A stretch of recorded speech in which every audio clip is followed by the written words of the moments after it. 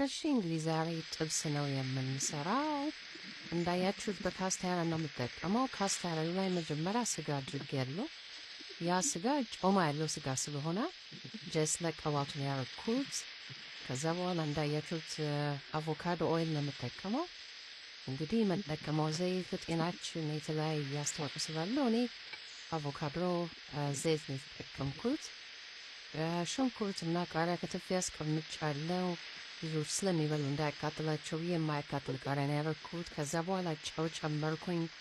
የፈለጋችሁትን አይነት ቅመም መጨመር ትችላላችሁ። እኔ እዚህ ጋር ኮረሪማና የወጥ መከለሻ ነው የጨመርኩት ለቅመሙ። ከዛ በኋላ ቃሪያና ሽንኩርቱን ጨመርኩት።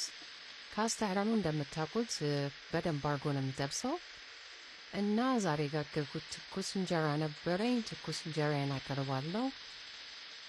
በደንብ እኩል እስከሚበስል አበስለዋለሁ። ከዛ በኋላ እንጀራዬን ሳህን ላይ አድርግና ለመብላት እየተዘጋጀው ነው። ጥብስ ነው እንግዲህ እራት እኛ ቤት ዛሬ እንደምታዩት። ካስታራኑ በጣም ቆንጆ ያደርገዋል።